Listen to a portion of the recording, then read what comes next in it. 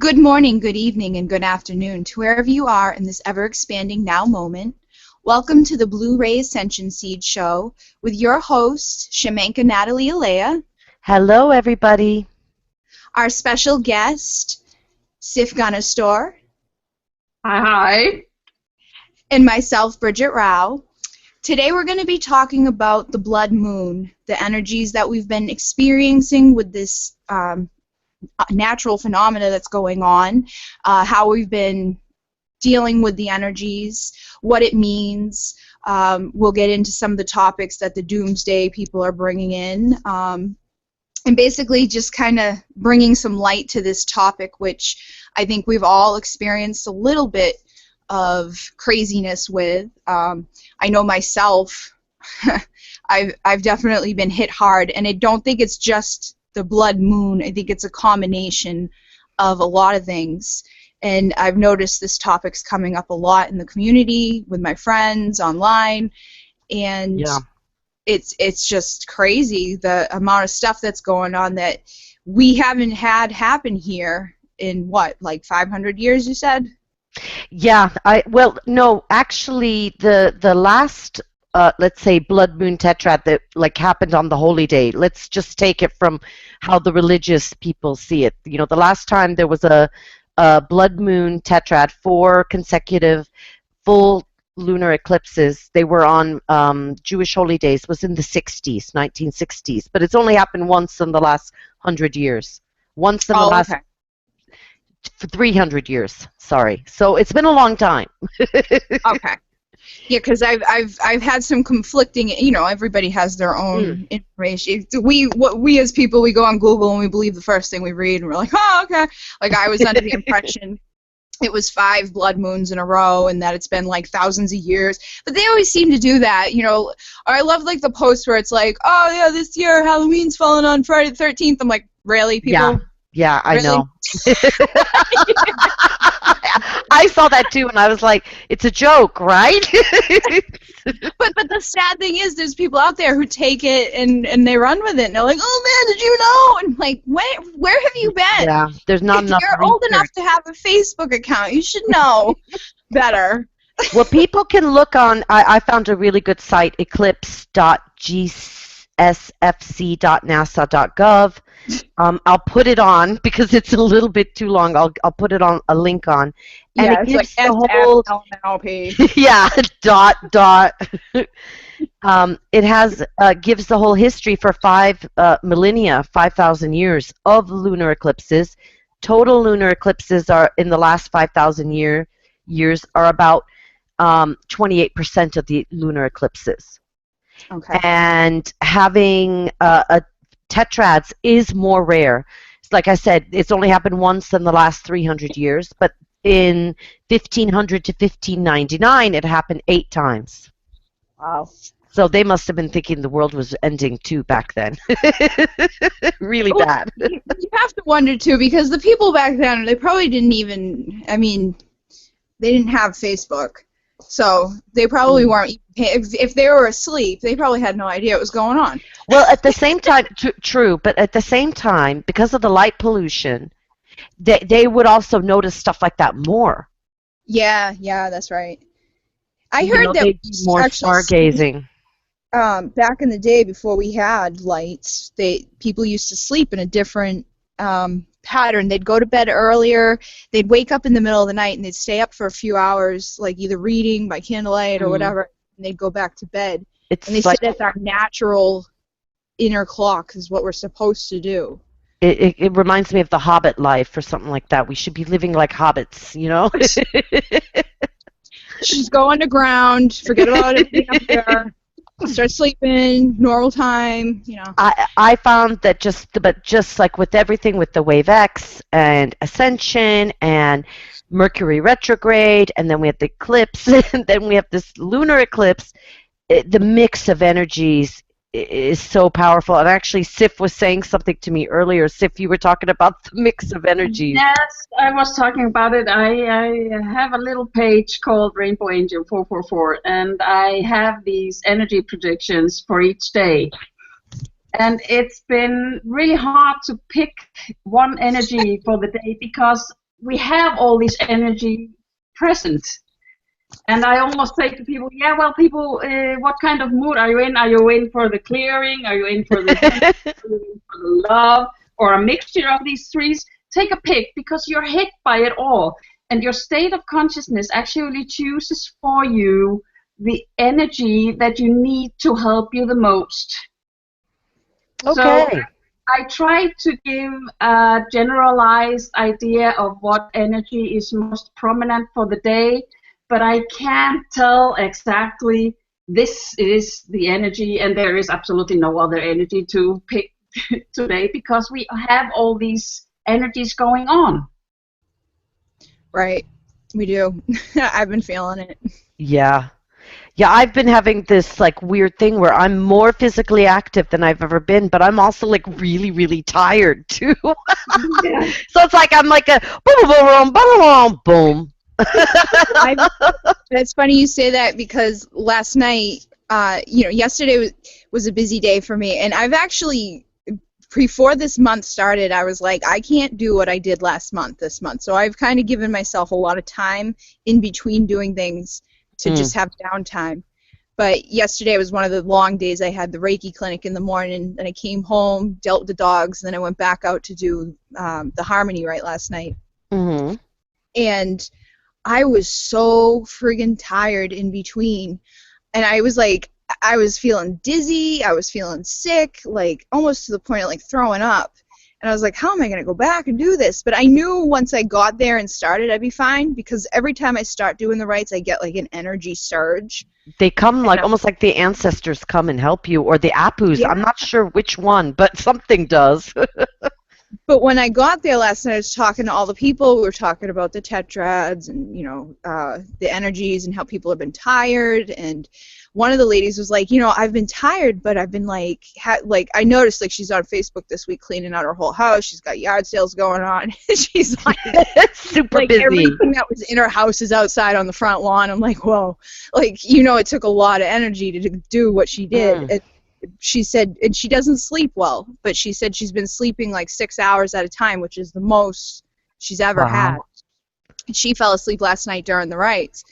But she was still there. She's like, I could hear you, but I couldn't. It was like I was here, but I wasn't here. Cool. It was really cool. But I've noticed a lot of people, you see them, they're doing like crazy amounts of shit. And then at the end of the day, they're like, I'm dying. Yeah. It's really important when the energies are so hefty like they are now to ground yourself, to focus your energies from the core and be in your core.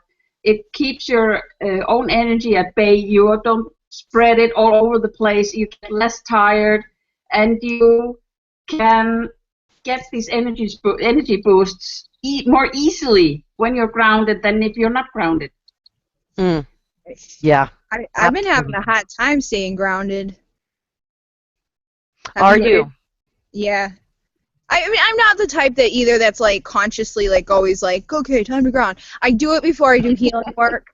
But a lot of times I'll notice, like probably last night when I was laying here ready to die, I was probably just in another dimension, like not, and it never dawns on me like maybe you should ground, Bridget. But it doesn't. Yeah.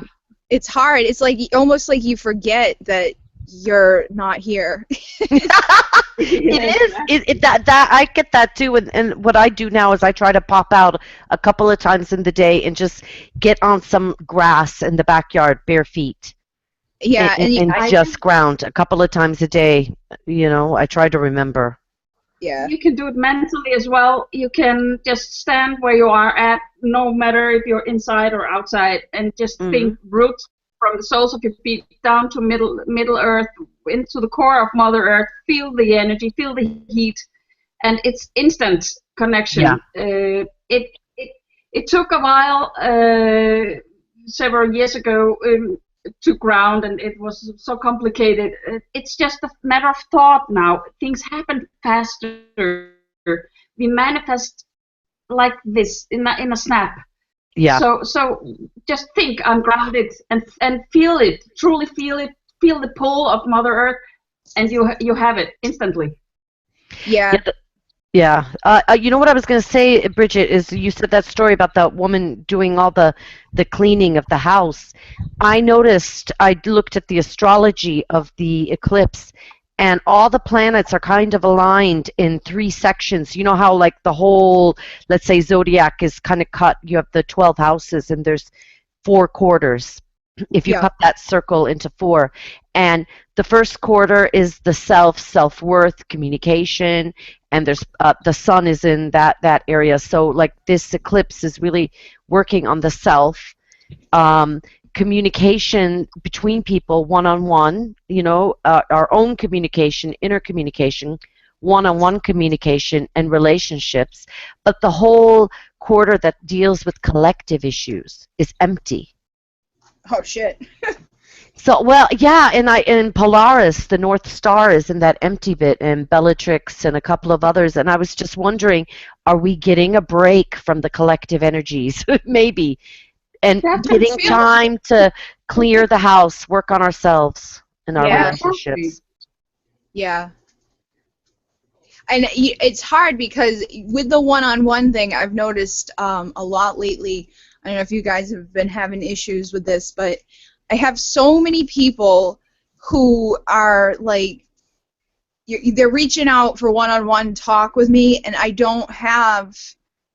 I mean, I'm the type of person that when I get tired or I get drained or something, like I go sit in a corner by myself and I just need to like unplug. And I did that last week. Thursday to Sunday, I was just like, I had like, invisible walls up. And I've noticed, like, I had a woman who I just recently became friends with on Facebook send me a message, and she's like, I'm going to unfriend you because I don't think you want to be my friend, da da da da da. Oh. And I'm like, I just don't have the time to be everybody's friend. Like, I will get to you, but I don't have, sometimes I need to just sit here and I've even found myself, like, sometimes I can't even go on Facebook because if once someone sees that you've, like, posted or something, it's like, No, they'll bombard you. yeah, it's like I'm hiding. Like, I go on there and I'm like, can't like that, can't share this, can't. It's like I'm hiding from people. But, and then Sunday I came back out of it, and as soon as I was back on, it was like ding, ding, ding, ding, ding. I had 6 or 7, and it gets overwhelming. I'm like, It's too much. And I think it's a Blu-ray trait, honestly, about the Blu-rays need that kind of hermit. We really are. We're neither introverted nor extroverted. We're ambiverts. right. We need the equal time alone. So it's like, this is my time. Back off. Right.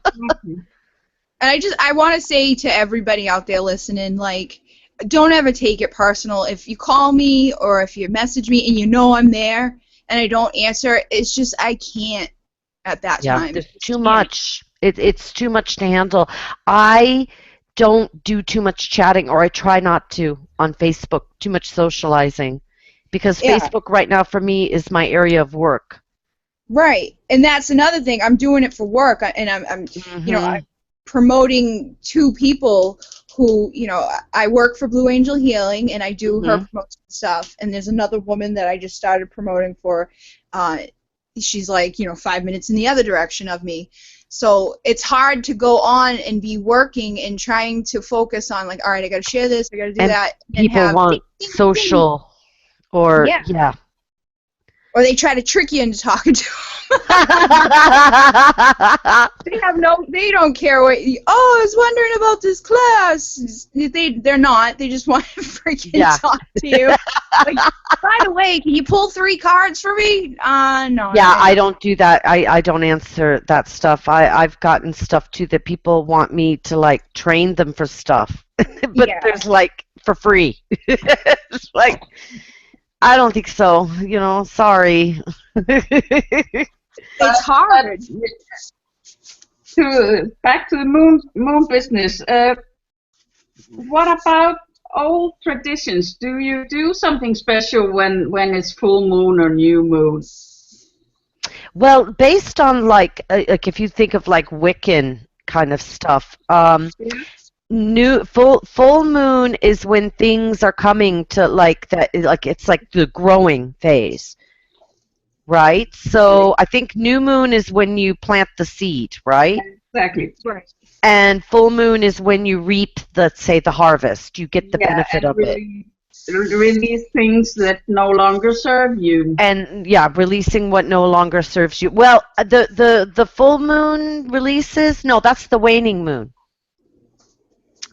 The full moon is like it's been waxing, it's been gathering energy, so you're getting Yeah, the full force. But I do think the eclipse, what the eclipse does is the moon is reflecting the sun's light, yeah, and then you have the eclipse, the earth's shadow. They're all lined up. It's like an earth sandwich, sun on one side, moon on the other, yeah. earth in the middle. And the earth's shadow doesn't allow the sun's light to go to the moon. So I really think there is a cleansing in that kind of case with this total eclipse. And it seems like it's a total eclipse, so the whole moon is getting an earth bath.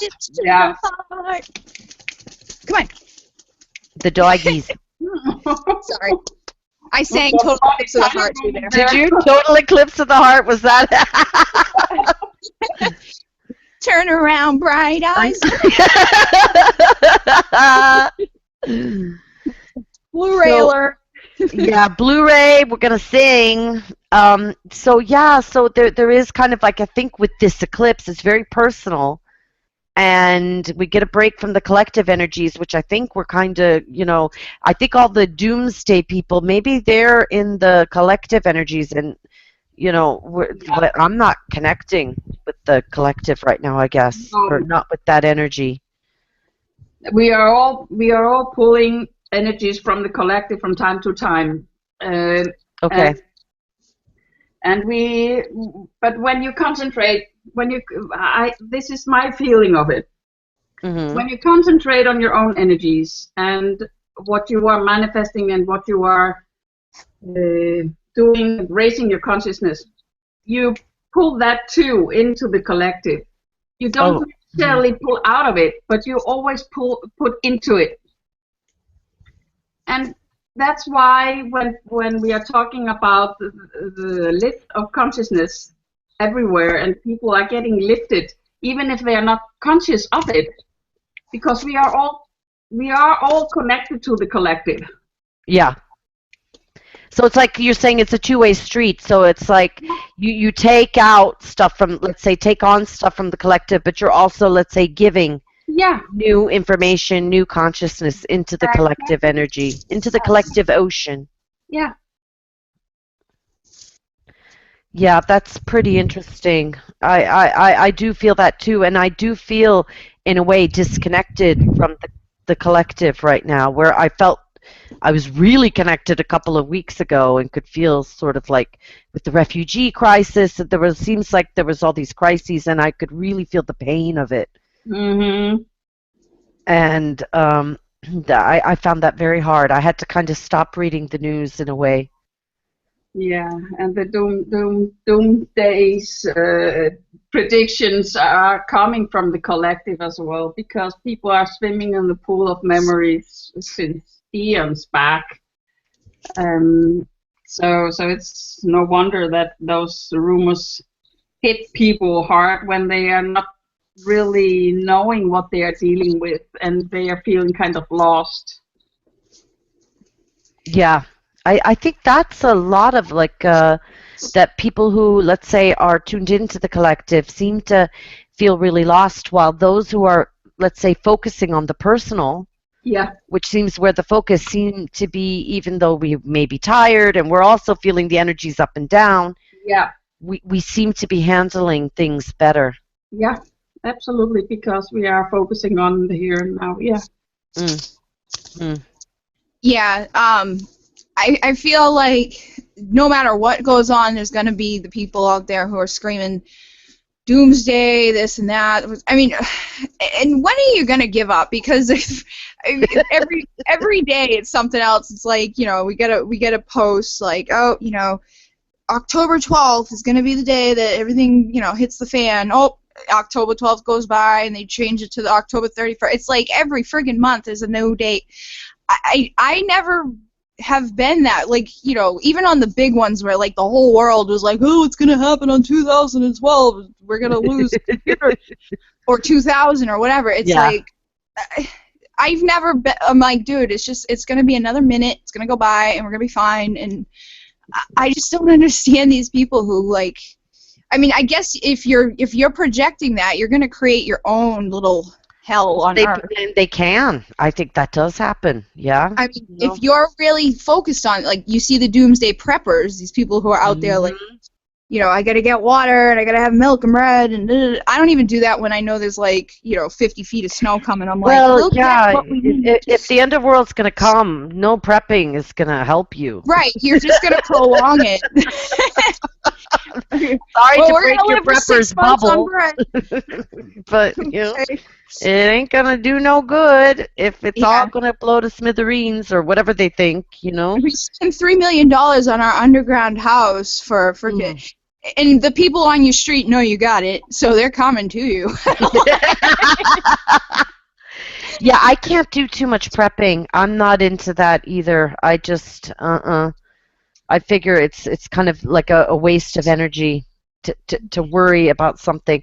Though, like, you can obviously, like, we have well-stocked cupboards because we live in the West, you know. Anyway, we're not like, you know, a third world country where you're just getting your food for that day.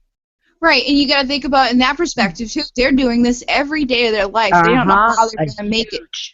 Swath of the population. I actually saw something recently that said that poverty is political, and it very much is.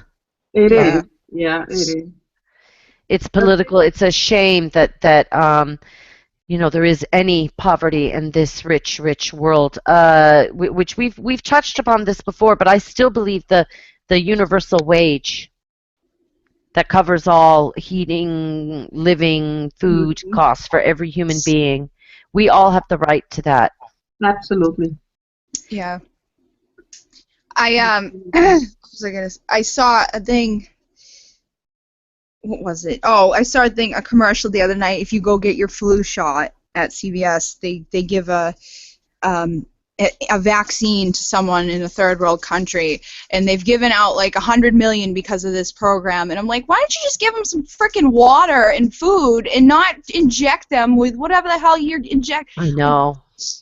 Like, they make it sound like it's so good. The same thing with, like, do you know, all the scans and everything? You know, every time you have a CT or MRI scan, you're getting something like 500 X-rays. Exactly. Right. You know, it's not good. Do you know the person who's giving you the X-ray stands behind a shield? Right. That's a sheer sign to me when they're like, here, wear this lead blanket and stand here. We're going to go 50 feet away. And we're going to stand behind that wall. On the other side. Don't move. I'm like, what the fuck? I just hurt my pinky. Can you just... Can you just look at it? Yeah. With your eyes? No, I don't do the thing in Chicago. I fly in and out of Chicago. And the queues, the lines in Chicago at the airport at O'Hare are unbelievable for, you know, the whole security checkouts. And if you opt out of the full body scanner, which I do, yeah, you go in, you just get patted down by a woman. I got through the security in like 3 minutes. I was like, they were like, anyone who doesn't want to be scanned, come over here. And I was like, me, I don't want to be scanned. Went through, everyone else was in line waiting to be scanned by I don't trust that machine. I don't know that machine. I'm not going to allow it on my body. Mm-mm. And that's what blows my mind is the technology that they use now to do this stuff and medical stuff. It's like you see the commercials too. Like, me and Jamie were watching something the other night for it's a pill so that you can stop smoking. And they're like, may cause seizures and a heart attack. Worst case scenario, yeah. If you become suicidal, please call your doctor right away. I'm like, all they wanted to do was quit smoking. I'm like, quit smoking. It's a very effective way to quit smoking. You take this pill, you die, no more smoking. Right. 100% effective. But it's like, The They got cough. the ones for male enhancement. And they're like, if there's a chance of losing your vision, heart attack. Like if your heart's not healthy for sexual activity, don't take it. I'm like, okay, guys, if you've hit the age where you can't get your shit up, just don't do it anymore because you're gonna kill yourself, or you're gonna go blind. And like the old saying says, you're gonna go blind from playing. You're gonna go blind. It's true. At your age, it comes true. I'm just like, what? Who like? And they have to put all that stuff on the advertisements now. But I'm like, who are the people who are like, ooh, sign me up? Like, I want to have fucking diarrhea for the next 6 months just so I can have sex one time. Like, yeah, I know. when the moment's right, I'm like, there's never gonna be a moment that I'm like with some guy that I'm like, yeah, it's okay, you can't see, and you're fucking having a convulsion, and yeah, but we can have sex. Take the pill. Yeah, the whole thing with all of that too. The pill. Oh gosh, something was. I'm sorry, I forgot where I was going with that. I was gonna say something, but I forgot. Sorry. It's okay. I was just laughing. Yeah, the whole medicine and the effects of it and everything. But this will change. But people then create their It is life. already changing. Here in Denmark, we have a union of doctors that are spiritual, and they are charging books and walks instead of pills. I was recommended for anxiety a minimum of 20-minute walk each day, and the book New Earth that Eckhart Tolle has written. That's great. And I mean, yeah, I did a PhD in immunology, which is kind of like health and immunity, and the biggest disease causing is stress. And mental stress, emotional stress. I mean, it's stress. Stress is what makes most people sick. Exactly. So anything that causes you to relax, to feel better, is going to improve your health. Yeah. Immediately. Exactly. And you don't need a pill for that, that's for sure. No, exactly. And that's also a part of taking care of you, taking care of your needs, and it all hangs together or sticks together with the energy. If you don't trust yourself, you end up out of place, and you get anxiety, you get stressed out because you feel other people more when you're not centered in yourself. Yeah. If you don't get your sleep, you are stressing your body. If you don't eat right, you're also stressing your body. It's all one one big picture. Yeah, it's like a cascade, I guess. They're all linked. Actually, that brings up something so the Sabian symbols. I don't know if you guys know that stuff. Maybe Sif does. But the Sabian symbols, so each 360 degree of the zodiac has like a symbol that they call it the Sabian symbol that was, I think, intuitively guided for each degree of the zodiac. So the eclipse next week, the moon is at 4 degrees Aries, and that Sabian symbol is a triangle with wings. So that's like the moon is our unconscious. That triangle can be like an alchemical symbol. It can also represent the seal of Solomon, I read somewhere. Yeah. And the wings, I guess, are kind of like angelic, whatever you want. It's a lifting up. Yeah. So I thought, well, the unconscious energy, the moon energy, is really getting Aries. It's getting like a lift up. I think our unconscious energies are going to lift up. But the sun is in 4 degrees. It's opposite the moon, 4 degrees Libra. And that Sabian symbol is a woman biting a lemon and like making like a bitter face. Yeah. Okay. I know. I was just like, that's really funny. So, but maybe there is something about like making lemonade out of lemons. Yeah. Life throws you lemon, make lemonade. Yep. Raise it up. you know, or that the stressful, bitter emotions are being transformed through the unconscious. Absolutely right.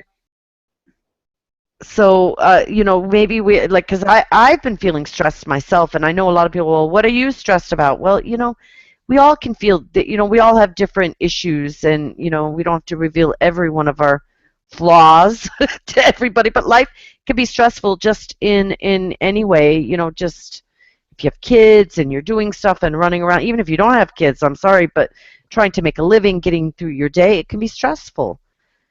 I'm Yeah. looking forward to a decrease in stress levels. Yeah. For me, it's mostly about thoughts, because if you're not thinking about stuff that stresses you, you don't get stressed. True. So it all starts with the thought and what you create from the thought and how you spin it. And I totally agree with that, because I've talked about this plenty of times with people, and I have people ask me, they're like, oh, you never seem like you're stressed out, you never seem like anything bothers you, doesn't that bother you? Like, you know, like something will happen in my life, and I'm like, yeah, we might be homeless in a week, but whatever. And Yeah. but people are like, oh my God, what are you gonna do? And I'm like, nothing.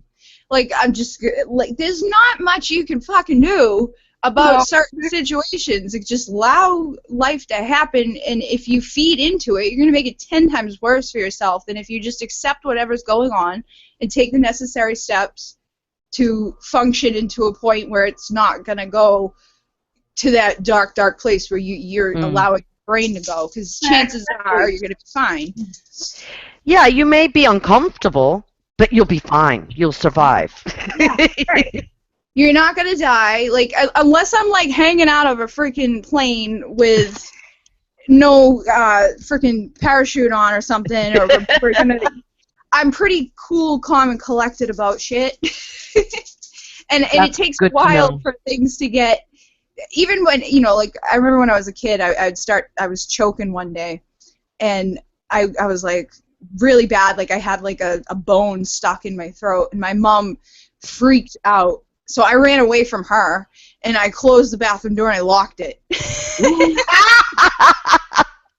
And she's I will handle it. Right, she's on the other side, freaking out, Georgia, and I'm inside looking in the mirror, pulling it out, you know, calmly pulling it out, and it's just, you can't, I mean, if I let her come near me, probably would have ended up in the hospital because I now have a bone stuck in my throat, but it's just how you know, like, you can freak out, or you can just, I mean, I feel anxiety, like I feel that rush of energy go through me when stuff like that happens, like if something falls or a kid friggin' is doing something and you're like, I feel it, but I stay calm enough to kind of be like, you know, able to do smart. something. Yeah. You know, Yeah. not just like run around like, and making it worse. Like, what good does that do? But it's just, you need to, everybody creates their own reality, so you have that total option of, you know, buying into like what you see on Facebook and thinking that, you know, the world's going to end in 2 days, and, you know, say goodbye to everybody you love, and then look like an idiot when it doesn't. Or you can just go with the flow and allow whatever happens, because no matter what, everything that happens for a reason. You just go.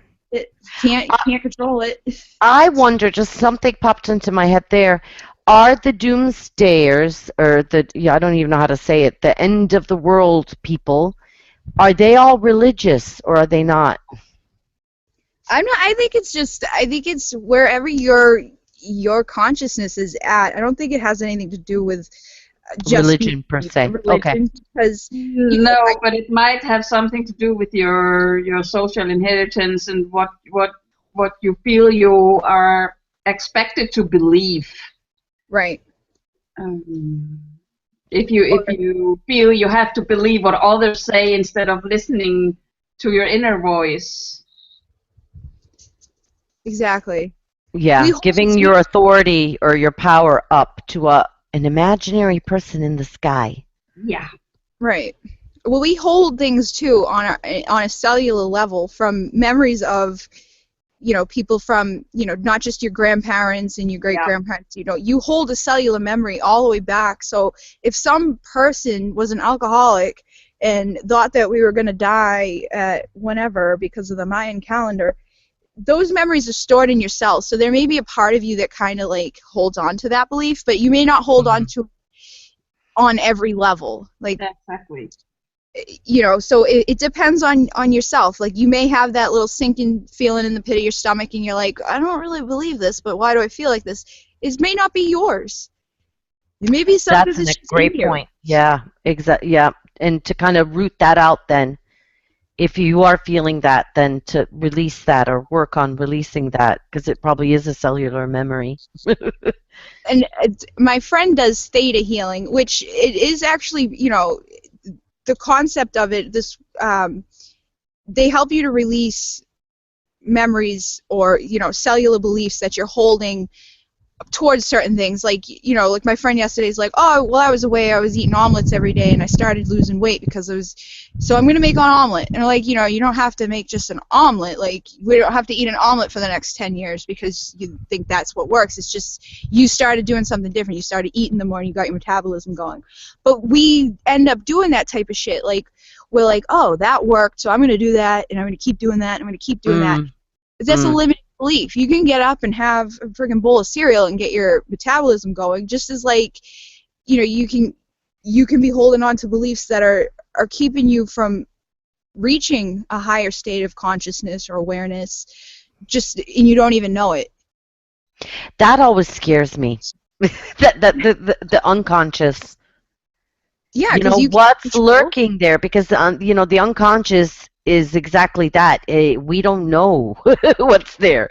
It's below our conscious level of knowledge. Now, you can tap into it, like I tap into it, but like using the cards, I could say, okay, what's happening unconsciously or shamanically, but there's always going to be like a blind spot, even for me or for, we'll always have a blind spot. I think we always have a blind spot for ourselves with it. You can be the most adept reader, you can be the best healer, whatever. When it comes to your own stuff, we have blocks up. It can be a mess. Yep. Because you don't want to accept certain things of yourself. It's like what we were talking last night about with the harmony, right? When you start working with the keeper of the underworld, and everybody goes to this dark place, and they're like, why are we doing that? And it's, you're stepping into your shadow self. You're accepting the pieces of you that you may not be, willing and openly to accept consciously. Yeah. We all have a dark side. There's all that we have. Me and I were talking about this today. You have the capacity of, being a decent human being or going off the deep end and killing somebody because they piss you off, and that's just basic animal instinct that we have. But it's so deeply rooted into you. They call it like the reptilian brain. Like, it's like your fight or flight. I gotta eat. Like, if you're sitting there starving to death and there's one apple in front of you, you may kill the person in front of you for that apple instead of just cutting it down the middle and sharing it. But foraging for other food, coming up with other options. Not all of us are willing to accept that about ourselves. I think I would cut it in half and share it. Are you in that actual, like, are you sitting out in the middle of the boat in the middle of the ocean ready to die? You don't know where you're gonna go. Actually, that reminds me, I saw a really good Pope Francis quote today. Someone shared a meme. He's visiting the States right now, which is somehow linked to the end of the world too, but I don't believe so. Yeah. But he's coming to America, and it's the end of the world. We're gonna die. Yeah. That's it. We're dying. But it said, you pray for the starving people, and then you feed them. That's how prayer works. Exactly. I thought that was so beautiful, because it's like, yes, you pray, there's great, pray, but do an action afterwards too. We all can act. that's the biggest, they talk about the secret or the power of attraction. That's the biggest part that people don't do. You could sit Yeah. in a room and be like, oh, I am attracting, my most compatible mate, and I am attracting an abundance of wealth, and never are you going to wake up and walk, like, oh, here it is in your freaking bed next to you because you didn't want to get up and go out and look for it. You got to actually do something, like, make the next step. Exactly. And I saw this happen last month, and it's perfect with the full moon. I did this thing where you empty out your pocketbook and you empty out your wallet and you put it in the light of the moon. I left it outside, completely empty, and I found it's so that you set the intention to fill it up, 5, 6, 7 times, whatever you want. Right. And so I did that, and then I actually didn't even realize until today that it worked within a couple of weeks. But I was doing diligent work. I've been doing work all along. I've been promoting myself. I've been doing these chats. I've been going to work. I've been going out and meeting other people from the community, and now I'm getting more abundance back. Whereas I had $0 the day that I did that little thing Isn't in the that back. amazing? Yeah, these little rituals can be, but like you said, you did the work too. So you set the intention and then you work on the dream. You set the dream and then you work on it. You don't just sit and wish it. There has to be, it's, really, we're in this dimension, and we're working with all the elements, the air, earth, water, and fire. And earth is the most slow moving. So the physical seems sometimes the hardest for a lot of people. They can think something, they can feel something, they can communicate about it, but to actually get up and do the physical work can sometimes be a huge block for them. It is, and they let time go by. Way too much time goes by before they make the move. We all procrastinate and we wait, like, oh, I'm going to do this awesome event and so many people are going to come and blah, blah, blah, blah, blah, blah. And that day you're all gung-ho, you set up an event, but then you don't do anything for 6 months, and then the week before you're like, oh shit, and then you try. You got to be consistent when you're trying to do stuff in every aspect of life. If you wake up and you're hungry, you get up and you go to the freaking fridge and you start preparing your food, and then you sit down and you eat it. It's the same thing with anything. Exactly. I actually had something come into my head last week, and it was weird. And it fit into what we were talking about doing like a TV show or whatever. It was it's like you have these moments every day where you wake, like say you wake up and you have to pee. You're either going to get up and go pee, come back to bed and lay down, or you're going to get up and go pee and start your day, or you're going to lay there and wait for a few minutes. But you decide that instantly. Instantly. You decide what you're going to do. Instantly if you're going to lay there for a few minutes and wait, or if you're going to get up. And you don't think about it. You just do it. People put too much thought and blockages into their everyday stuff. I want to open a business, or I want to change my job, or I want a new, I don't want to live where I'm living anymore. But they make that decision, but they don't follow through up on it. They allow too many other factors to come in and block them from it. Or they focus on all the blocks that could happen, and then they start manifesting, and then they'll go, I knew that would happen. And it was like, yeah, you should have known because you created it by thinking about it 100 times a day. Right. And every negative thought that you put out there has, 1,000 times more power than the positive ones, because you're feeding them. You're like, oh, I really don't want to live here anymore, but I have 5 dogs. But where am I going to be able to go with these dogs? But I don't have enough money to afford rent. How do you friggin' know? Did you look? Yeah.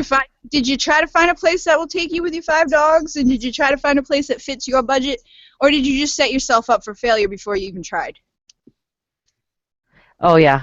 I see that happening a lot, and people focusing, on everything that could go wrong or that is wrong, instead of working on doing the new, stepping. Exactly. I think that has also something to do with that. For my part of the world, being successful, it's it's connected to some activity. So unconsciously, you can be building up walls for yourself from preventing you to be successful, because when you get successful, you are being judged. Right. Mm-hmm. I do see that too. I've done that with my own stuff. I'm like, I get worried like about other people before myself. Like, even if you're doing good, you get worried like, oh man, I don't want this one to be upset because I'm doing this, but it's good for me to do it because I'm going to make more money, or I'm going to become more popular in the community, or I'm going to get more exposure or whatever. But I don't want so and so to think that I'm not, by their side. You know what I mean? Like, Yeah, that you're not supporting them too, or whatever, right. or yeah. But it's what's happening there is, some of us, and almost all of us, we have this thing where we're like, we want to see other people do well and everything, but when they do well, we feel, like, how, it's almost like you're jealous, or you're just like, oh, whatever. But I try not to be like that. Like, I want to help other people to do what they're doing, and that's why I love the Moon Key, because you're setting these people up so they can go out and do it. It's not like, okay, here, I'm the only one that can do Moon Key, so you come get all the rights from me, and then anybody that wants the rights, send them to me. That's not what it's about. It's about Not getting at all. tons of people out there who can do this, who can spread it, do it their own way. I always say, like, the biggest part of this is setting your intention and sharing it. And if you have any questions, let me know. And do it in a way that's tasteful. Do it in a way that, pay Respectful. respect. Yeah. Respect and honor it. Yeah, absolutely. And that thing too, that like not every teacher is for everybody. Like, I think like the rights call, like the teacher comes when the student is ready, and some people may need a certain type of teacher. That may not be you, that may not be me, that may not be, but there'll be somebody who will be a good teacher for them. And I saw this last night when one of the students came back in last night, and they're like, and I told them, when you get the bands of power, practice, put it around your house, put it around your car, put it around your pets, whatever. She came in, she's like, oh, I did the bands of power, and kind of almost like timidly telling me, and I'm like, awesome, like, that is awesome, do it. Don't question it. And she said it was like one of the most powerful things she's ever done, and synchronicity, like everything she said, the woman was thinking, and it was just. And that made me so happy that I brought her the capability to have that experience. Not me, but like I was able to help. You were the trigger. Exactly. You know what I like to call it is facilitating or mentoring. You facilitated that experience for her, or mentored her to achieve that experience. And it feels awesome. It's one of the reasons why I love this work. Helping others is such a high. Yeah. Right. I was so proud, and I was like thinking in the back of my head, I'm like, oh, I hope she like I can see her holding little classes like I'm holding, and getting her manual, like I want, and that's why I try to do it in a way that's like I bring them together. You try to do it so that they can like fully understand it and go out and do it. It is a little harder distance. Like I trained both of you guys distance. Yeah. You guys had already done a lot of healing work, and the ones who got it were the ones who had already done stuff. I think with the distance, it's quite hard to, do it if the person doesn't have some idea already, to be honest. Yeah. I think. It is hard with the distance, and I've noticed like some people, because I've only done distance with a couple of people. Some people, you have to get on the phone with them and actually talk to them and explain things. Some people are like, okay, I'm good, thanks. It is. Yeah, I received that. Oh, it was fantastic. Thanks. Yeah, thanks. And that's how me and you were. Like, you'd send me stuff. But I have more, like with the clairsentience, clairaudience, whatever, like I have more clear knowing. You just soaked that stuff up. You just gobbled it up. It was like, boom, yep, next. But I also did a lot of work on my own, which I keep telling these people you got to do. Like, it's not about it's not all about me like teaching you this. Like, you need to go out. If there's something you don't understand, Google it. Like, go find the answer because synchronicity is gonna bring you the answer you need. There's just like a framework, and now you actually had the guidelines from the Four Winds, but like not everyone got them from the Four Winds.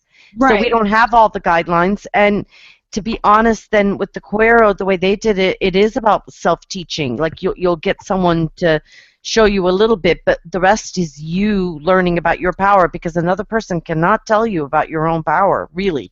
You know what I have to tell you though, honestly, Natalie,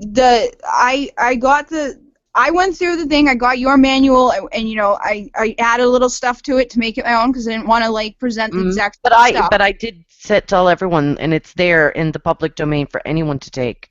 Exactly, and so and there was like things that I had found on a website that I was like, oh, I want to add this information about how, you know, the Pi stones, the Ouroboros, blah, blah, blah, blah. I thought that was cool information. So it was just like little tidbits here and there. But then my friend Jeff brought me his manual that he had got from Four Winds, and I was like, at first I'm like, does he think I'm not doing it right?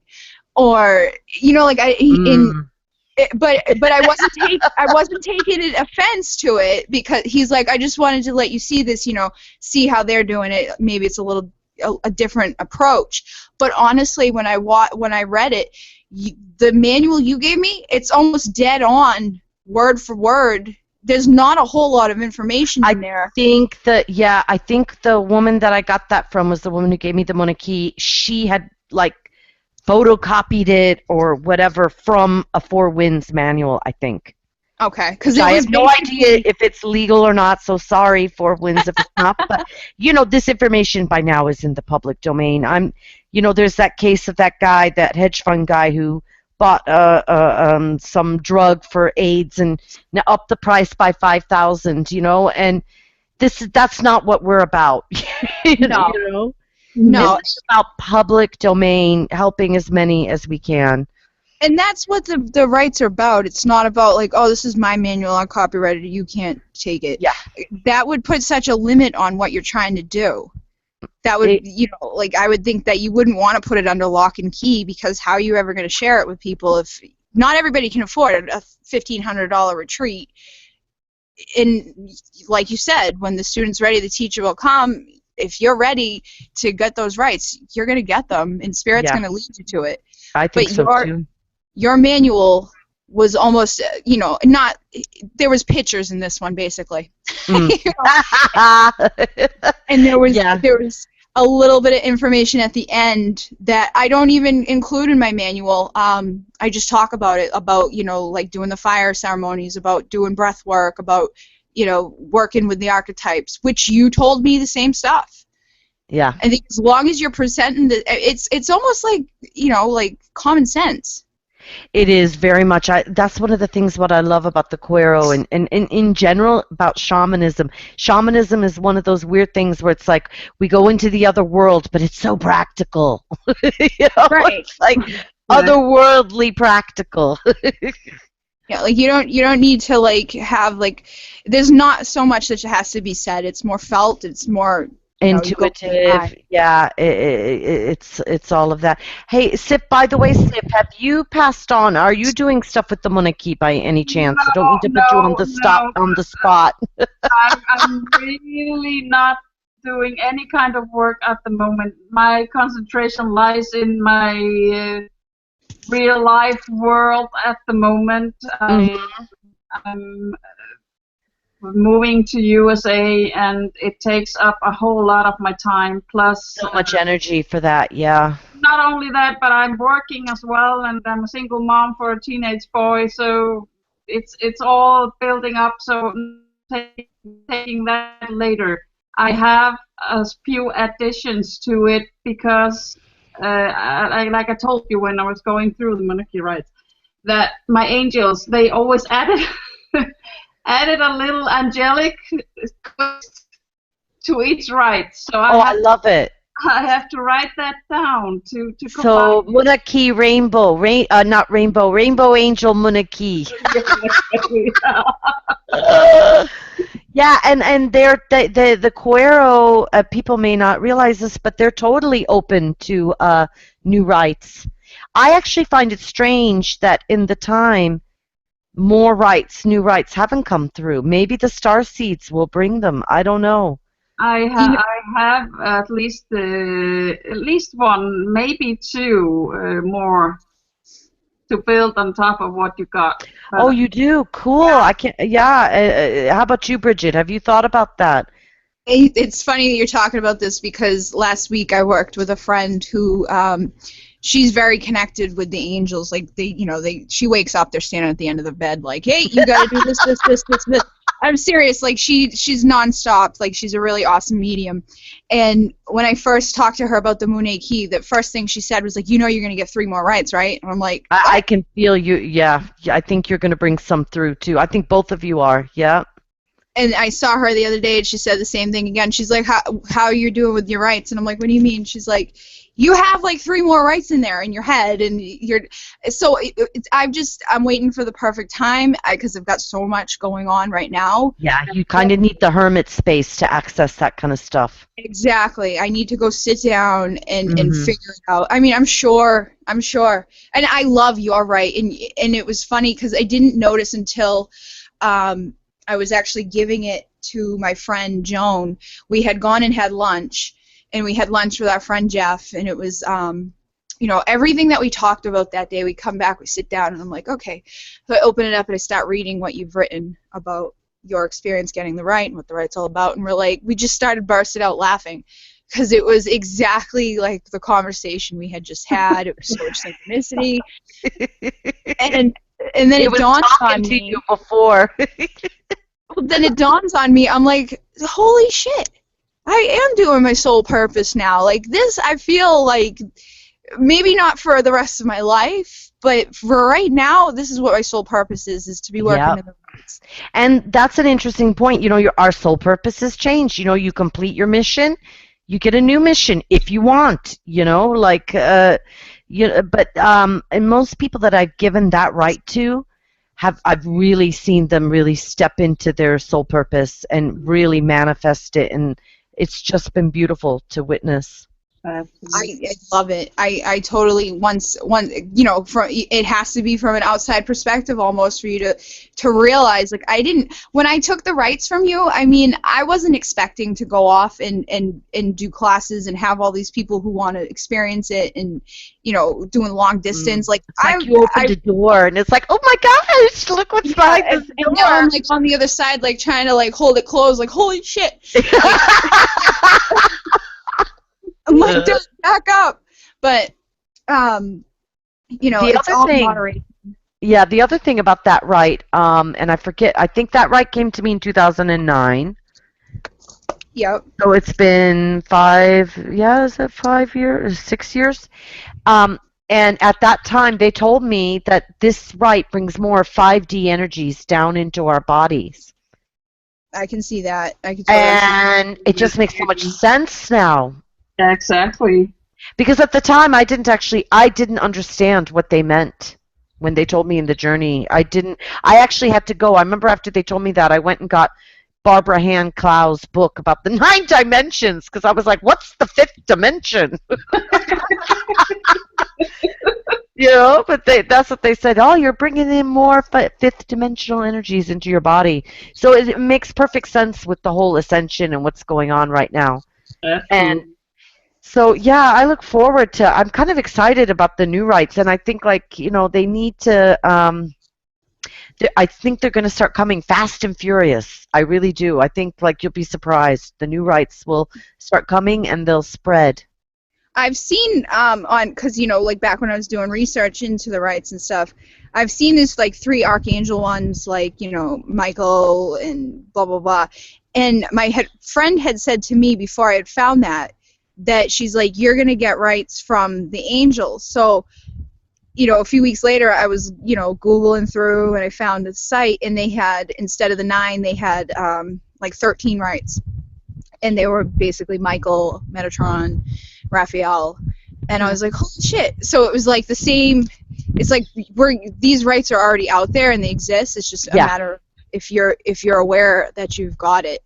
And I think, too, a lot of people who come to the Moon Key and get the rights have already got them from Spirit. we're just bringing their attention to it. Oh, absolutely. Yes. Absolutely. You felt like that, Sif. I remember you said one time when I was giving you the rights that you remembered so much. I remembered every bit of information from faraway planet when we were making them. Yeah, that was so. Yeah, she remembered us like, yeah, making the rights like whatever eons ago to come for this moment or something like that, wasn't it? To Earth, not even on Earth. We were bringing the rights to Earth. Wow. And it shook me to the core of my being. I tell you, I have never had such a strong feeling in my body. I was in tears for days. Oh. Yeah. That's awesome. When I heard, and it was funny because Larry had said something in the Pleiadians Plus group around the time that you were doing the show. He's like, "Hey, everybody, listen to the show tonight. It's important." And I I didn't watch that night, so I looked, and I'm like, "Hey, do you guys know what show he's talking about? Do you know what show he's talking about?" And I asked him, and he was like, "Oh, I was just kidding." But good old Larry. ass, right? He was just kidding. He didn't we didn't have, it wasn't mandatory that the admins listened. But I was trying to find it. So the one that I actually ended up listening to was the first one with you talking about the Moon key and how you wanted everybody to find their stone and all this stuff. And I'm like, huh. And a couple of days before that, Honey Bunny Puppy had brought me a rock in the house, and I took it from her, and usually when they bring in rocks, I just toss them aside, throw them back outside, whatever. This one was different, and I was like, what the hell is this? I remember that rock. So I put it up on the shelf, and I left it there, and then I was hesitant about doing the rites because I was like, well, maybe I'll see if there's someone around here who I can do it, because I like the full-on, like, in-person. Yeah, the person. I know. It can be hard for people with the distance. Yeah. And that's what the blog, and that was a limiting belief. But, so I found, all of a sudden I pick up the rock and I'm looking at it and I'm like, holy shit, there's like marks on it. It's perfectly round. There's marks all like pressed into it, into like, it almost looks like it was like soft at one point and someone stamped it with something. Like people have seen a boat, people have seen a face. It has like almost like hieroglyphic writing around the outside of it, and on the back of what I would call a soul stone. Well, it's really cool, and on the back of it, it's kind of got like a spot where it looks like it may have been a pin at one point, and you can see copper. So I'm like, what the hell is this thing? And I brought it around with me for days, and it was the first day I met that person, Jeff, who does a lot of work. He's had the Moon key rights and all that. And I brought it to that same girl, Leslie, who was talking about, who's like, you got rights, and she did psychometry on it. And she said, you left it there for yourself in a past life for this life. So cool. And I was like, oh, well, that's awesome. I know, and I'm like, oh, that's cool, because where this rock came, I mean, we have a pool out here, it's all fenced in, it's the yard's groomed, like they regularly take care of it, we got plants, flowers, whatever, the whole 9 yards, and for her to come in with this thing, it was like, where the hell did you get this? Placed there by the fairies. Exactly. And it was funny because during this whole like 2 weeks of synchronicity of like, I walk into this nearby shop that sells crystals and stuff like that, and I was looking for a new deck of cards because I had just done the angel communication. I wanted a new deck. I walk in and I open up a magazine. It's like, are you called to be a modern day shaman? And I'm like, oh boy. So I go over to the cards and I see this deck, and I was like, wow. And I had been told about the medicine wheel that they do with, the shamans do the medicine wheel. Yep. So this deck was called Spirit of the Wheel, and it has all the animals and stuff on the front of it, and I picked it up, I turned it around, I looked at the back, and the card that they have displayed on the back is a Stone of Self. And I'm like, holy fucking shit. So I actually reached out to you, sent you a couple of messages, and it was a couple weeks before you actually saw them and came back to me. That's right, Bridget. I remember that. Whatever happened, I didn't even see the message, or I don't know Yeah. what happened, but it took me a couple of weeks, and then I saw it, and I was like, "Oh, sorry." And but it was perfect because it gave me enough time in between to really sit down and be like, okay. And when I talk to you, you're like, oh, I work with St. Bridget. And I'm like, okay. And we started talking about like four-leaf clovers and bumblebees, and Yeah. I'm like, all right. So people call me Bee. I've been getting bumblebees my whole life. My grandmother passed on the ability to find a four-leaf clover basically anywhere I go. Well, I can't And wait till you come to my house. Find them. Find the four-leaf clovers. it was just so cool, and it was like, okay, she's the one I got to do this with. And now look at us. I know. It's great. But it's just the way that the Muneki works to open up all these doors. I mean, you just got to follow the synchronistic signs and go. It's just such a cool path. It is. It really is. And it is a shamanic. I mean, people probably don't realize that, but it is a shamanic initiation. Oh yeah. The monarchy, you can, once you receive them, I think you can call yourself a shaman. No, but I have shamanistic experiments. No, Past lives. I've walked. My life is a little bit complicated. I've never walked only in one dimension at the same time. I'm always in more dimensions. Yes, you're a multi-dimensional being. You So, kind of go between different dimensions at the same time. It's hard for me to say what I am and what experiences I'm having as a shaman or a person or yeah. It's all kind of mixed up, is it, Sif? It is. Yeah. I totally agree with that because it's like I've had this discussion with other people. Like I would never go out and call myself a shaman yet. Like I feel like I don't think I ever really could totally acquire the shaman status because I'm not over like in Peru like doing like all that work. I feel like there's so much work that would go into actually being, you know what I mean? Like maybe it's a limiting belief. I do think it's a limiting belief. I'm sorry, I do, but I could see both sides because some people will do a weekend course and then they think they're a shaman. And I never want to come from a place of ego like that. Like I would never be like, okay, all right, now I'm a shaman. Here we go. But it is I think it's like we said, when you channel different. Like everything is one. Okay, everybody is sharing this one universal consciousness. Everything that you do is interconnected. So yeah, when I go and I perform Muneki rites, I'm stepping into the role of a shaman. I'm stepping into. And when I go and I do new paradigm work, I'm stepping into like ascended master work. When I go and I do readings, I'm bringing in angelic stuff. Like, but it's not me. It's spirit. Yeah, you're just the channel. You're just the channel. Well, that's an interesting point you brought up, Sif. So, star seeds are new people. Are there like not new people? Us new people, but let's say the generation of people that consider themselves star seeds. Are we more multidimensional? Working with. Hello? What do you think, Steph? Is she there? Sorry. I just had an urgent phone call from a teenage boy. Oh. I hope he's okay. It's an urgent case of mom. Can you play taxi for me? Oh God. Okay. Do you need to go, Sif? No. It's all sorted. Okay. So what do you think? Do you think the star seeds, the blue rays, all the last 30, 40 years of, people being born, they're more multidimensional or going in and out of different dimensions? Or is this a new thing?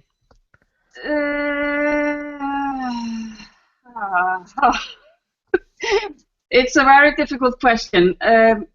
When I was growing up, even here in Europe, where people are normally very awake and aware, there were not so many people like me. I had to wait. I will say I'm 44 years old now. I had to wait 38 years. Wow. to meet people that could relate to what I was talking about and what I was saying and feeling. But those people, they actually were about the same age as I was. So I think there were a few of us like scattered around the world, and when the time was right, we were just holding the frequency where we were at. And when the time was right, we connected. Yeah, thank God for the internet, huh? Not only Oh my gosh. and Facebook actually. So even if I do shout at Facebook sometimes for bringing bad energies, but yeah. So I think it's more common now. I think that people are having these traits. It wasn't as common when I was growing up. No. No, not for me either. I felt very isolated and alone Yeah. for many years, Absolutely. many years. It was pretty horrendous. But and even though I, like, let's say, woke up, my big awakening was kind of 2001. It's been since Facebook, honestly, the internet age, that I got to connect with more people. Yeah. Like me. So the last 5, 6 years. Exactly. And then we have little young ones like Bridget. My little Taurus sister, yes. It's funny because I grew up like in between. Like when I was a kid, like when I was little, I mean I was outside. The only people I knew were like the people who lived next door or across the street. There wasn't many people out there, and I didn't have brothers or sisters growing up until I was like 10. So I was always alone. And I always thought there was something like I always had ideas of other stuff. Like I remember being a little kid and having an upset belly and taking my dad's hand and putting it on my belly to make it feel better. So I had like, and it's almost like I had like this, I can see like, you know, like in my head it was like it was coming from like China, like that's how they healed in China. But like I had no idea what Reiki was. I had no idea what energy healing was. I had that like a memory maybe of hands-on healing, and it stemmed from there. It was like, this is what they do there, do it, and I knew it worked. But growing up, I mean, I didn't have many people who I could sit back and have these types of conversations, and I definitely wouldn't have been like, oh, let's post it on Facebook. I wasn't confident in it, and I was alone a lot, and I didn't think that there was other people out there who, I mean, I had an idea that there was other people out there who must have felt this way. Like I always had like a hankering for like magic, and like, you know, I knew that there was other stuff. Like, okay, that I knew that there was ghosts. I knew that there was witches or whatever. Like I was like, but not in a witch sense where like they're flying around on a broom and putting stuff in a cauldron. It was like they were earthy women who were using, you know, medicine who understood the cycles of the earth or whatever. Yeah. Right. But again, I mean, I got on Facebook in like 2007 or something, but I wasn't active on it. I actually deleted that account at one point, and it didn't come back on until I started making a website for myself to share my artwork and my poetry and things like that. And I was like, oh shit. You know, I was reading about like how to market, and I'm like, well, if I want anybody to see it, I guess I have to have a Facebook. So that's when I started connecting on Facebook. But this was also around the same time as me reading all this stuff about star seeds, and I think synchronicity just brings us together when the time's right. It does. Yeah.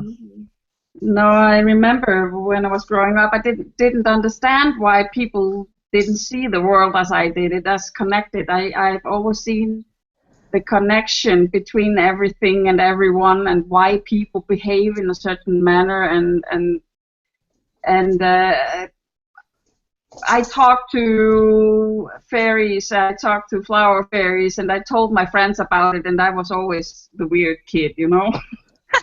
Always telling stories about about these flying figures and ghosts and scared the shit out of my playmates when I was talking to an empty seat and stuff like that.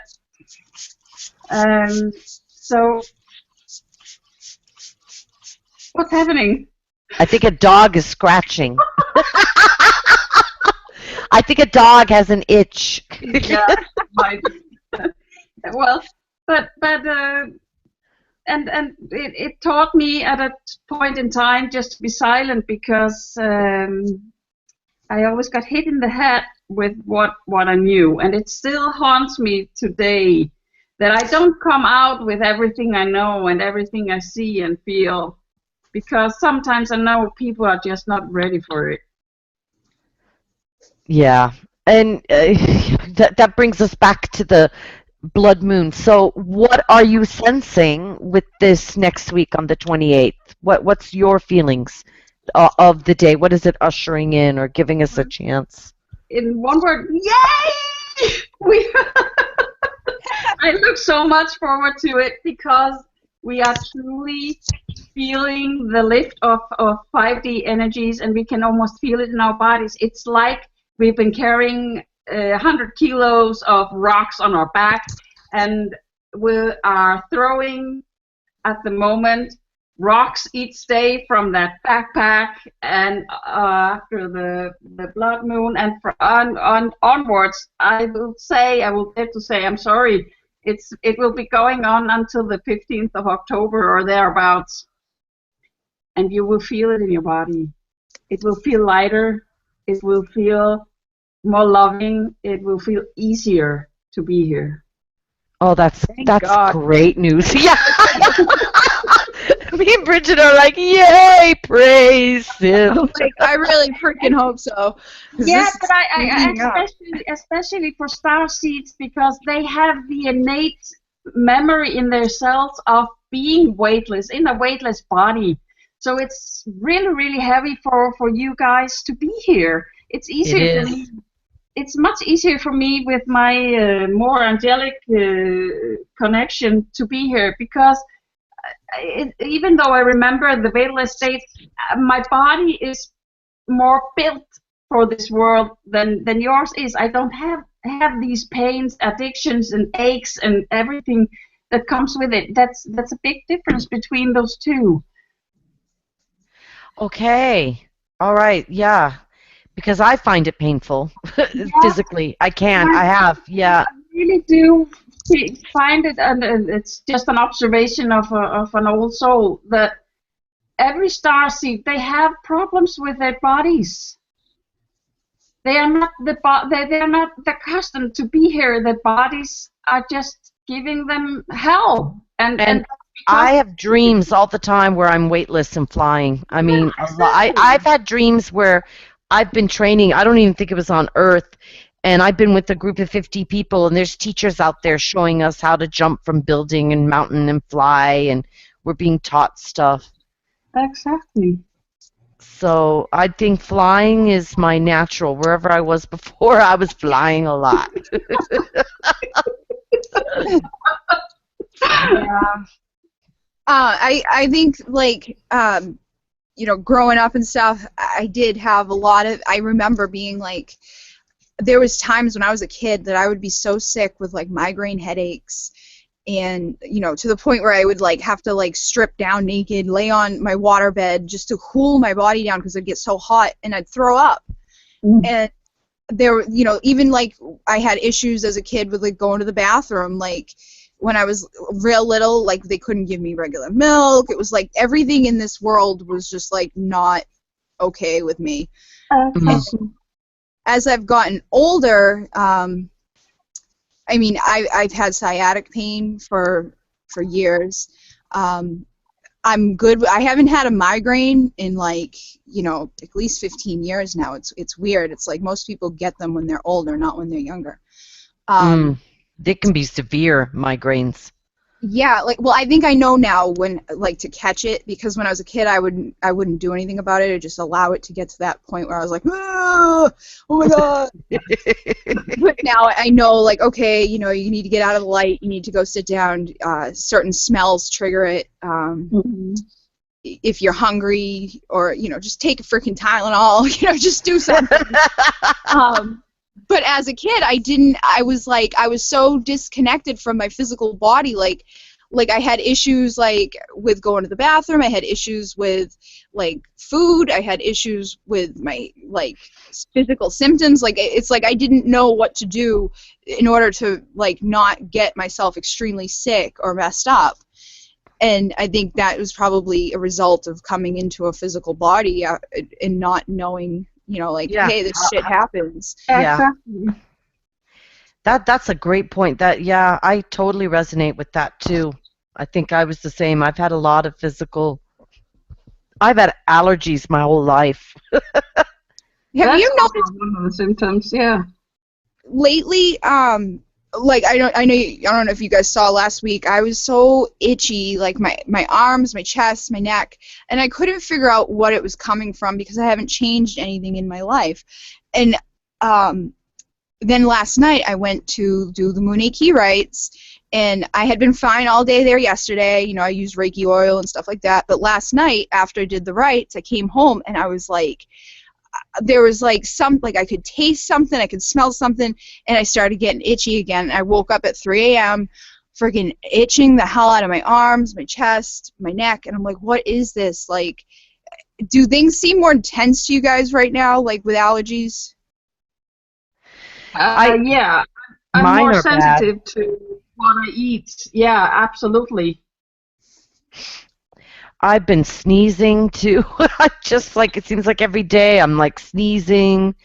I seem to be highly allergic right now. Like just that It's whole weird. thing.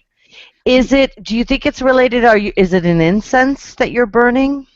No, because I've like for the past week I've been diligent about what I'm doing to figure this out, and it's like I don't know if it only happened last night when I came back from doing the rites. I don't know if somebody had something on them because I touched their body and then I touched my body, because it started on my arms, and that's where like I touched It the could be most. kind of like lotion or something like that. I wonder if it's contact dermatitis.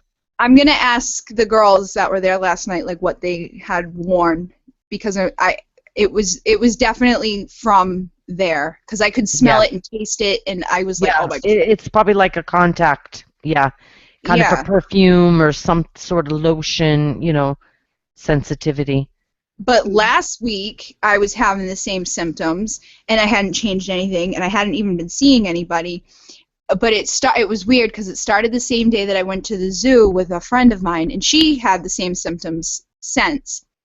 And we had connected with this dog who was he was put in like the ICU, and they had him like in a coma, and we were sending him healing. And weeks are going by, and like it was coming and going. We're getting itchy and weird, and on the same spots. And then she told me that the dog had a rash on all of these areas, and that she thought maybe it was coming from the dog. And I'm like, oh. And then yesterday in the morning I was here, and remember I told you I had that pain go through my chest, my solar plexus. It was like I'm like, I thought I was having a freaking heart attack. I'm like, what is going on? So I told my boss, because I'm getting ready to go to Reiki clinic, and she's like, oh, it sounds like gas or indigestion. So I go to Reiki clinic, and here comes the woman who I went to the zoo with. She comes in, and she's like, dude, I'm having like a wicked bad pain in my chest, like indigestion. I'm like, what the fuck? So come to find out later that the dog that had the other symptoms was getting a feeding tube put back in yesterday. And I'm like, are we connecting energetically? You could be. I wonder. Yeah. Because I know, like, I put up protection and stuff, like I ground and I connect and I ask all the angels and stuff to protect me before I send healing, but I didn't do all that when I did it with the dog, because I just had so much compassion for the dog. I was like, whoop, started sending, and I think we both just started taking on the stuff but it seems like things are more amplified with these energies going on. Like, well, as Sif said, everything is instant manifestation, right. Instant karma right now. There's a definite speed up. It's crazy. And since I've done the rites with my mom, she's seeing better, she's hearing better. Isn't that fantastic? But the thing is, her allergies have increased too. She's sneezing a lot now too. It's like everybody I talk to right now is like I mean, you're in Ireland. What do you got that we've got here that's making us sneeze? I mean, I don't know. I was thinking, I saw a report on about what they're putting. Did they say coal ash something? I have to look at it again. Is someone had posted on Facebook about what they're using for the chemtrails? Oh, maybe that's because she And, keeps for the geoengineering, or I mean, the thing is with the whole chemtrail thing, I know a lot of people say that they're trying to kill. Some of the people are just misguided. They actually think that what they're doing is trying to help or slow down, global warming. I do think there's some. I think there's a lot of competing agendas, and probably there's so much confusion. No one knows what they're doing. Yeah, and I think that too. I think that there's like someone at the top who knows. Like, yeah, but most people don't know what they're doing. Like, the people who are being paid to go out and like spray, they're not like maniacal. Like exactly. They're doing their job. Yeah, exactly. Right. Like, this is my route. This is like, if you're gonna get paid to be a pilot of a plane and your job is to spray this shit, you just do it. You don't think like, oh, we're going to do this to kill my fucking kids down there. And yeah, and I don't know if they actually do it to kill. I'm sure, like I said, there could be people out there who are, but because I know some sciencey people in different stuff, and a lot of them saying, well, they use it to actually try to help the crops, or they have an agenda, let's say their own agenda, where maybe human welfare is not a part of that agenda or high I think up. it's just. I think what it comes down to is they're naive, or they're like, just like with anything, like they come out with this shit that seems okay, and then in 15 years everyone's gonna be like, I got cancer because they've been spraying fucking aluminum chromium into the air for. Well, gee, I wonder why. But yeah, and that's something that seems to happen. I know Einstein talked about this. I think it's like ethics and science. Science, they're doing stuff before they actually even ethically or fully think out something before they physically do it. Right, because I don't think they're doing it like, like, oh, ha, ha, we're going to kill people, because they're down I don't here. think they are either. Like, they in their head, they're like, oh, this will fix this problem, but meanwhile, we're creating 15 more problems. It's the same thing with the medications, like when I was a kid, they were quick to friggin' prescribe you to Prozac, but now they put out on all the things, like teens and young adults may be more suicidal when they didn't know that until all the fucking kids that they put on Prozac were trying to kill themselves. Like, right. It's trial and error, and I think before we start throwing all this shit out into the world, we should be doing a little bit more trial. And even like before they even get to the trials, like what's that? The discussion of all the science, the discussion about the ethics and the morals and understanding, because so much can be learned by scientists talking, but because it's run by pharmaceutical companies and they want a product, everything is just rushed. There's a cause and effect for everything that we do. They're thinking that the effect is going to be good, which it's fine and dandy, but there's not always going to be a good effect. I mean, this planet has been here for billions of years by itself, doing its friggin' thing.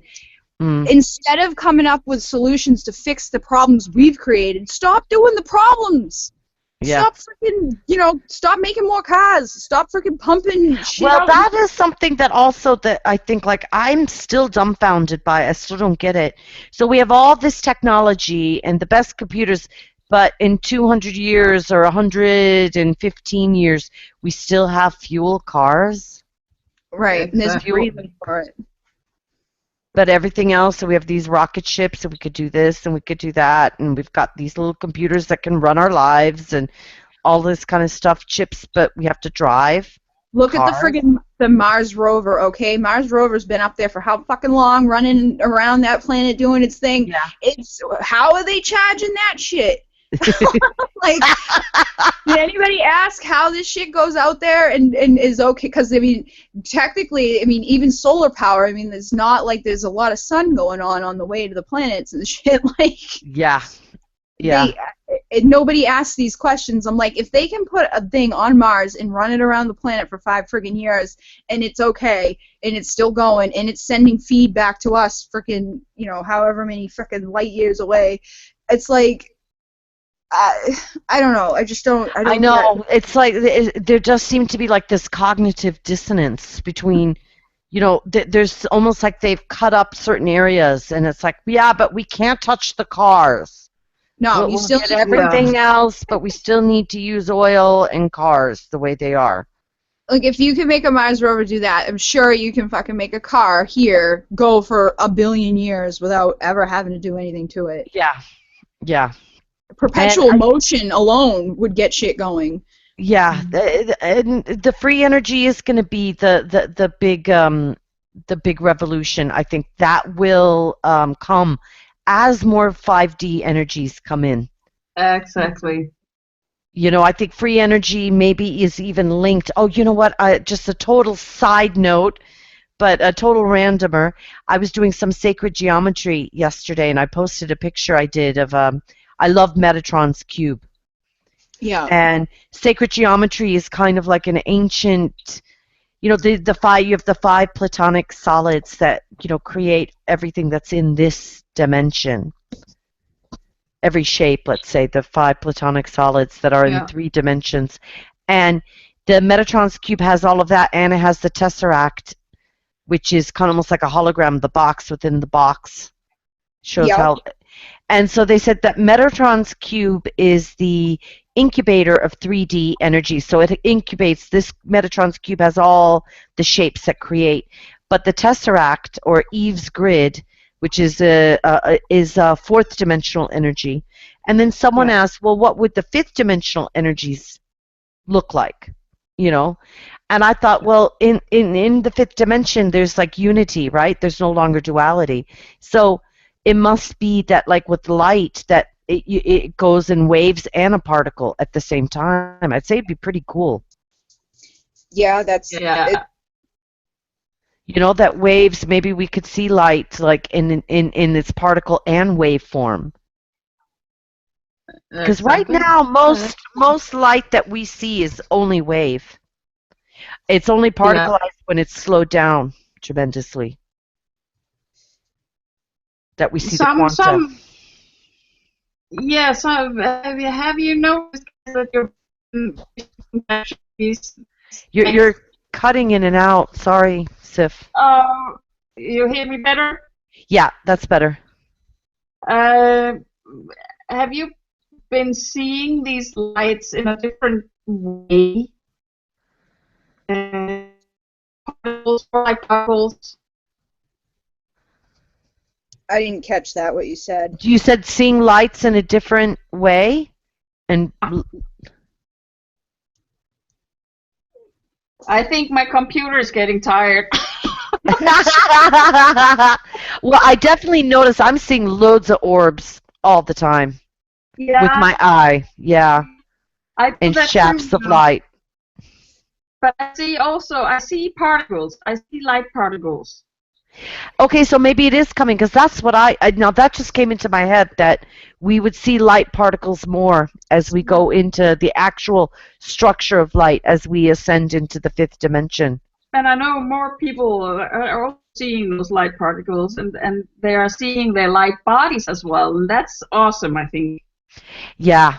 I think, like, I wonder what the geometry, I don't know how to describe it geometrically. Maybe there isn't a geometry for it. It's something to be experienced, and, instead. Lately, at my house, for the past couple of years, every night, almost every night, I go outside, and there's these lights that come. And I saw your video. Really cool. The video does it no justice at all, because it's like when you try to take a picture of the moon with your cell phone. And it shows like a little dot, and you're seeing it huge in the sky. Yeah. Exactly. So I want you to like keep that in mind when you look at this video, because however big the moon would be, these lights that come here, they come up from behind the trees, and they move to the right, and they stop. And then they just go huge, and they keep getting bigger and bigger and brighter and brighter and brighter, and they change colors, and they do all this like wicked awesome shit, and then they start shrinking back down, and then it's like it disappears, and then it goes it blinks its way back over to where it came from, and it goes down behind the tree, and then like another one will pop up somewhere else from a different spot. And the other night they were doing them together. Like one would start getting really big, and the other one would come from underneath it and start getting really big. And it's like friggin' insane. And I've been trying to get other people to be able to see it because people think I'm nuts, or they see the video and they're like, "Ooh, whoa!" And I'm like, "It's freaking awesome." But my mom finally saw them, and she's like, every night now, she's like, "Are the lights there? Are they back? Are they back?" Because once you see them, you can't get enough of it. Exactly. And that's my, like, because, I mean, Jamie has seen them, and he'll look at it and watch it. And the first time he saw it, he was like, "Holy fucking shit, what is that?" He's like, "That can't be." He's like, "It's not a plane, it's not a helicopter, it's not this, it's not that." Like, you know, like, we've gone through what it's not. And the only thing that's left is what it is unexplained. So it's just really cool. And I've noticed they've been coming more lately and staying longer. Like the other night I pulled in after we did an Egyptian meditation, and they were here waiting for me, like, "Wah!" Like I didn't get out of the car. Hello. I was like, "Oh, what's up?" And I'm like walking in with a 40-pound obelisk my friend gave me, and I'm like trying to take video as I'm walking in. I know, and I'm like, "Oh my god," because it was just so bright. Like I wanted my mom to see that they were back. And then last night I came home, and they weren't there when I came home, but I'm laying in bed. And mind you, they used to come at 8:30 at night. Now it's changing. Like they were here at 9:30 the other night. Last night I'm laying here, and I'm like, something was like, go outside, go outside. So I go outside, and it's like, I don't know, 11:30, and they were out there. And it's like they tell me when they hear. But yeah, when you're probably psychically communicating with them. I know Larry has a theory about them. He says they're light ships, aren't they, from other planets, or they can project their souls into them? It's all sorts of things. It's orbs, it's light ships, it's a different kind of things. And we can communicate telepathically with it. Yeah, I've talked to them, and they do answer. And I've talked with smaller ones that are further away. Like, you can look up, and you'll see, like, I know when they're there. I'm like, "Oh, hey, what's up?" Yeah, and so probably as we're going through with the Wave X and everything else, this kind of phenomenon is going to increase. And like you said, more people are going to see it. Absolutely. I think when more people see it, it's like the 100th monkey effect, right? We only need a certain percentage of the population to see it when it becomes just like common knowledge. Yes. Oh yeah, those are the light orb ships, soul people. Exactly. So shall we wrap this up, ladies? Yeah, we have a lot to look forward to. Seeing new things, experiencing bliss and love and lighter 5D energies, big, beautiful moons. What else? I'm just looking forward to the lighter physically. I'm really looking forward to that, having a lighter energy physically. Yeah, I can't wait to start flying around. Give me my wings now. I actually have been experiencing like a little bit of like bilocation type of stuff lately, which Ooh. is during the rites. I close my eyes to do meditations, and I will open my eyes and be in a different spot of the room, and I'm like, "Holy fucking shit!" Like, and you feel you're standing there, and you feel like everybody in the room's like millions of miles away, and you open, and they're either right there or you've moved to another part. I can't explain it, but it happens. So yeah, I've already been feeling a little bit of it. If we could do that on a daily basis, that'd be great. Yeah, it's pretty cool. Practice makes perfect, doesn't it? Yeah. I just so wish I could let someone else come into my brain and perceive for a few minutes some of the shit that goes on, because I'm like, I'm not crazy. It's happening. I can't wait till we can project what we can see, because everyone thinks that everyone sees what they see, right? Yeah. When they're getting closer, they said, to learning how to project dreams or to type out dreams. But what about just like what people are seeing? Because I do think some of us see something different, for sure. Yeah. But how do you show that to someone? But I'd love to be able to do that. Like, well, this is what I saw today, and it really be a picture of what you saw. Yeah. I've People had would be that freaked out. I had that discussion with my mom before. Like, we are all taught from a very early age what things are. So when you look at red, you see red. But my version of red is just what someone taught me is red. So our two versions of red could be completely freaking different, and we have no knowing that. Just same thing with a circle, because it looks like a circle to me, and you agree, oh, that's a circle, does not mean we're both looking at the exact same object. It's just what we were taught is a circle. So, it could be an octagon that I'm like, yeah, that's a circle. And I think we're going to get new words to describe a lot of this stuff. Yeah. We're discovering. We are that. I don't know. Some people call it light language. I don't know if I like that term so much, but I just think that our language will expand. Let's put it that way to encompass these new things we're seeing, these new energies we're feeling. Yeah. I think I do. I've watched some of that light language stuff before in the past, and I giggle because I'm like, oh my god. But I do that shit. Like, just like, whoa. Yeah, me too. I do a lot of toning. I like, I like to make little hum sounds and do little sounds. So I think that there is something behind it. But I don't think everybody who's out there going is channeling in light language. I think some of them are just kind of loony. Yeah, and again, like we've talked about that, like with the other channeling, when someone is channeling something very high vibration and when it's gobbledygook. If you listen to it and you want to laugh, it's probably gobbledygook. Yeah. Or if you have to go into a room and close the door so no one else hears it, if you're embarrassed, hear that. Yeah. Okay, I think we shall let's wrap this up. So, okay. Why don't you tell everybody where you can be found, Natalie? Yep. Thank you, Bridget. You can find me on Facebook at Starseed Shaman. I'm also under Natalie Alaya. If you want to friend me on Facebook, though I don't do too many friends. Actually, take that back, because people will be then I won't talk to them or whatever, and they'll be offended. But Starseed Shaman, you can find me there, and Twitter, Alaya Healing, and Alaya Healing Services is my my website, and you can contact me there for healings, readings, and all sorts of stuff. Okay? Okay. And Sif, do you want to let everybody know where we can find you? Yeah, like I said, I have this page, Rainbow Angel 444, where I support people stepping into their own power, really, share some spiritual experiences, and bring information forward, and people are free to visit that page. There are links both to my Google page and my web page.